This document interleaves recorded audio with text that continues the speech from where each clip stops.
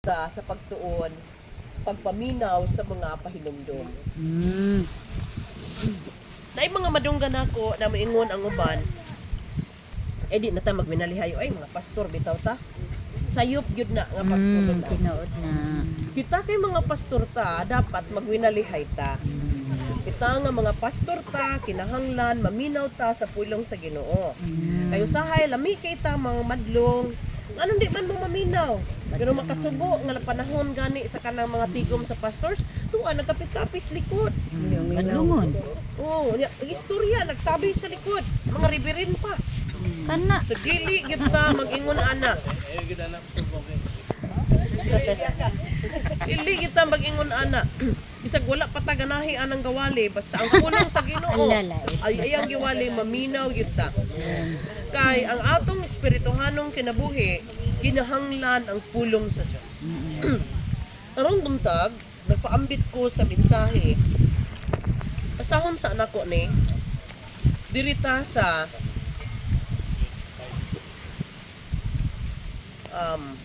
Mateo 17, sugod ko sa 14. Ingon niya, sa pag-abot nila didto sa daghang mga tao, may usa ka lalaki nga miduol kang Hesus, ug miluhod nga nagaingon, Ginoo, kaluy iintawon ang akong anak nga lalaki.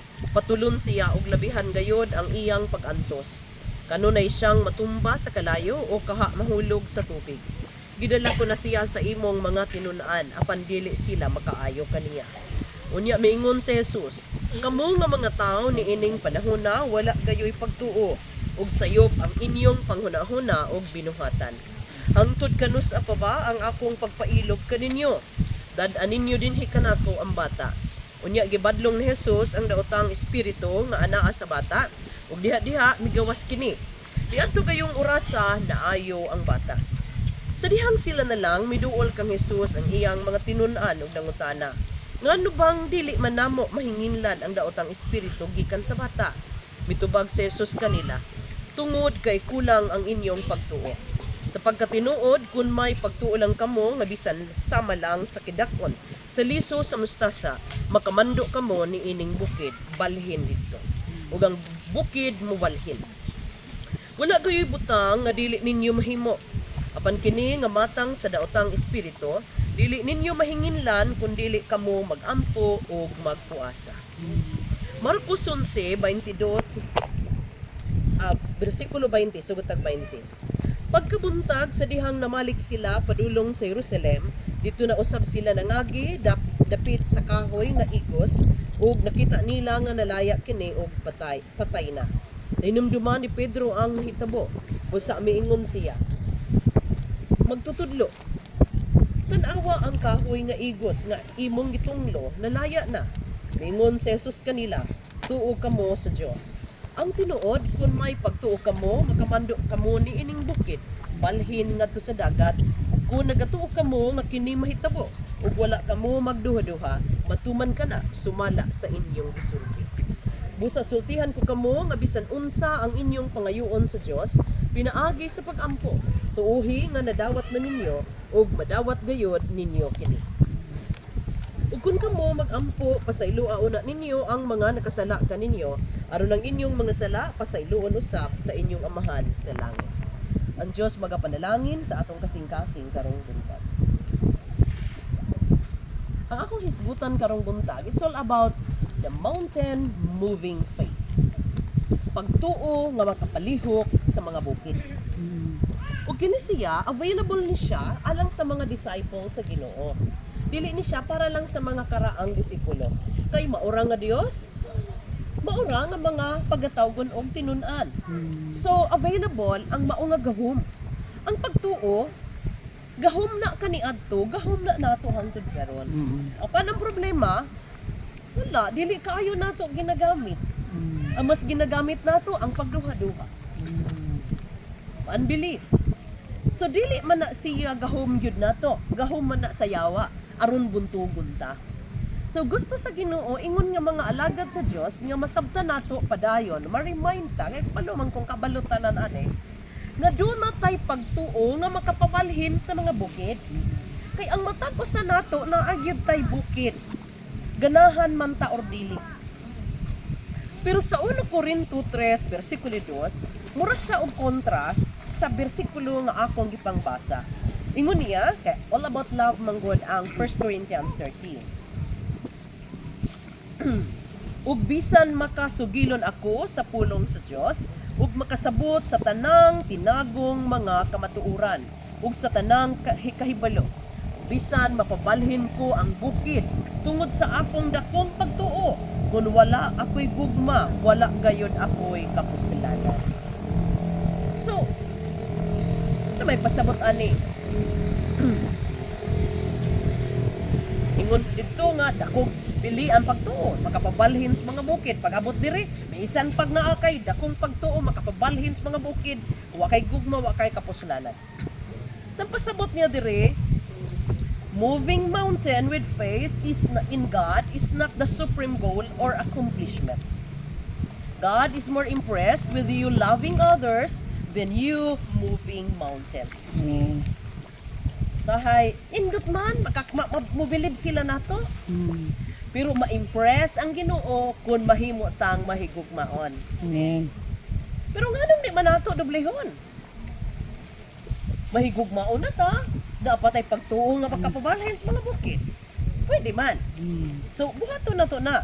Nindot niya makita ang mga resulta sa atong pagtuo. Nya naapod ang gugma sa atong mga kasing-kasing. Sa Mateo 17, ingon pa niya, kung doon na kamoy pagtuo sama sa liso sa mustasa. Wala man tayo mustasa na. Pero ang liso sa mustasa, kita man ta siguro sa liso sa pichay. Oo, pitsay, oo. Asay dako, lisos pichay o lisos mustasa? Pitsay. Asa mo na siya Ang pitsay. pichay kaya. Ah. Ah, So, lingin man Siya gud jud siya. ang pinakagamay. Mura Mura siya siya purma kuan, o litos. lisos sa pichay. Dili sa litos. Pero mas gamay pa siya sa pichay. Ang pichay, dako-dako na sa jutay, pero pag imong itanom, ana ra na siya. Unya, mga isa ka bulan, rapod kay kung mudugay na siya, mo Pait. kahit man, di naman Pait. lami ka onon. Pero ang liso sa mustasa, gamay ra na siya, daghan na siya og gamit. Kahoy lang siya. Unya, kung mahimo na siyang kahoy, ingon ani siya, oh, dako pa ani nga kahoy. Ako pa dyan. Ah, Nakakitaan na. gamay na siya, pero dako na siya kaayo. Nagmukahoy na. Grabe no? Mm. So unsa man di ay ang gamit sa mustasa, nakana man siya ang gipanag-ing sa pagtuo nga mudako. Kana man gong liso niya, kun pwede na siya himuong dugmukon, mahimong condiments. Kana ganing kun sa ato pa mga condiments kana mga sauce, mga spread or inato ketchup. Mo na siya, pwede na siya himuon na butangan og liquid. Tapos kung dugmo kun siya i-press siya, niya tapos mugawas ang iyang mga oil, naa na siya mantika. Hindi eh. Tapos ang kanapong iyang dahon, paggawas ana niya, ang iyang mga udlot magulay na siya. Then pwede na siya i-powder.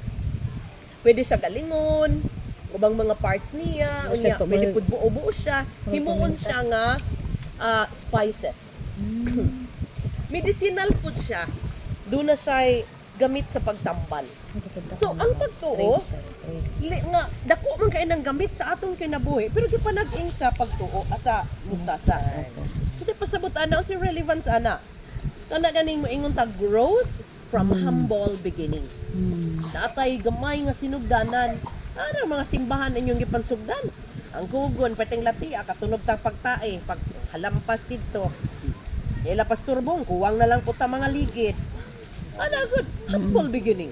Pero tungod kay naa kay pagtuo, mahimo siya nga sama kadako sa kahoy. Nga ang kahoy nga mustasa inig lipang ana niya ang mga tao makasilong, ang mga langgam makasalag. Pwede ninduta gyud siya. Mountain moving faith. Ya ang matag usa nato kinahanglan na ana. Kita man gud usahay maingon ta nga, Lord dugangi akong pagtuo. Hoy, wa pa gani nimo nagamit ng lisos mustasa nga pagtuo gapadugang na ta. Nakanang lisos sa mustasa nga pagtuo, enough na magkapabalhin sa mga bukid. Wa pa gani ta kahurot og gamit na. Gamiton unsa na nato? Kaya ang matapos sa nato, ana, wala lang nato giablihan. I-unleash nato na. Akong gina-example, gyud ka na ganing puso sa kanang corn, mais. Di ba na nimo pwede, tunlo ng naapay pakpak. Pananggal na, anama o tanggal na siya aron makaon ang sulod. Ang atong mga pagtuo, wala nato ginabira ba para nga makitaan ang unod ana og makaon, ma-enjoy nato. Naatay mga problema. Oy, daghan na mga problema ning mamaspuro, di na lang siguro. Hoy, usa pa lang kabirahan sa pakpak. Wa pa makiting unod. Wa pa maupaki. Upakan sa. Pero upakan siya. Inupakay man. Dili ko inupakay nga ana. Upakan mo parang naata ana, pero wala nato ang gigamit. Ang gigamit nato ang atong pagbati. Feeling biktima dayon ta. Self-pity. So inumduman nato, number 1, mountain moving faith is God-driven.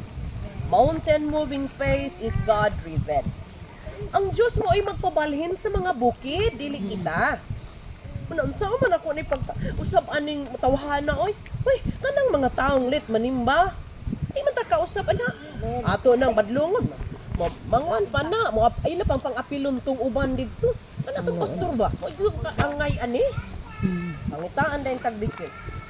Or unsa pa man nga mga mountain sa atong ministry. Ang Diyos mao ang magtangtang or magpabalhin ana nga mga bukid.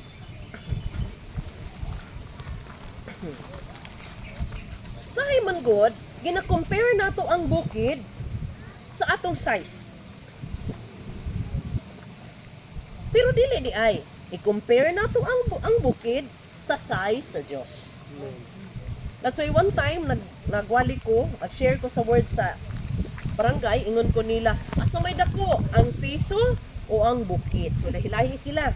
Aron ila kung apson, ingon gyud sila, piso siguro. Ingon ko depende. Depende sa distansya. Kung ang piso layo sa imong mata, i-compare nimo sa bukid, dako Gamay ang ka. bukid. Pero kung ang piso tungtong nimo sa imong mata, Tabunan ng bukid. di nimo makita ang bukid, Dako piso ang ra piso. gyud imong makita. Depende So sa ang distansya. size sa atong problem, kung mauna to'y atong sigig tutukan, mawala na ang promises sa Dios. Wala na atong paglaom. Puro na babot-bot ang atuang bation sa atong kasing-kasing. Hinamdaman nato nga ang pagtuo nato gamiton sa Dios kung kita na ay pagtuo kaniya nga mawala ang atong mga bukid. Ikaduha, mountain moving faith speaks. Musulti. Ngun pa ni Apostol Pablo, I speak because I believe. Sulti ko kay ako nagtuo. Inumdum ta sa Hebrews 11 ug sa Genesis nga naghisgot nga si Abel namatay. Bisag patay na ni istorya gihapon. Kaning taong na ay pagtuo, bisan pa nagtan-aw sa uban murag pildi ang tinuod na daog na. Kita bitaw bisan mo adtong naong murag pildi pero daog mo kita. Murag pildi. Pero kinahanglan mas tindot nga daog yun. So kinahanglan ang tanan daog apil bulsa. So every mountain seems small and easy when compared to the greatness of God.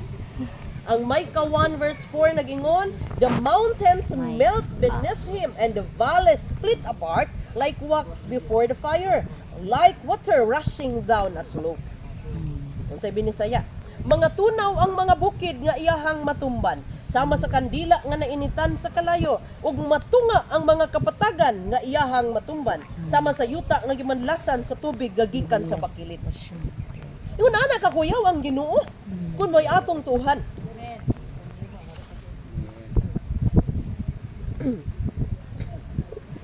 Some mountains are there to test you. Numduman nato, kinahanglan natong masabtan, dili ang tanang bukid inighingilin mawala. Kinay mga bukid din ha, nag-allow sa Dios to test us. To prune us aron ta mapulungan to stretch us and to strengthen us. Dili tanang bukid mawala inig-rebuke nato. Na ay mga bukid nga kinahanglan pakatkatam sa Ginoo nato. Kay gitudluan ta niya. Na apoy mga bukid nga ipatuyok sa atoa. Kay aron kun ato nang masinatian makahimo na ta pagsulti sa uban, pag-encourage sa uban kay nakasabot ta sa maong bukid sa kinabuhi. Amen. Inamdaman nato ni.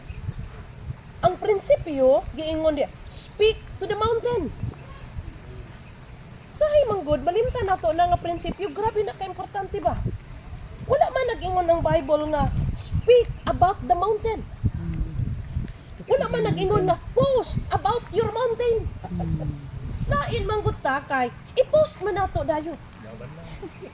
Oh. Pagawas. Kung naaman tayo i-post, post about the greatness of God. Amen.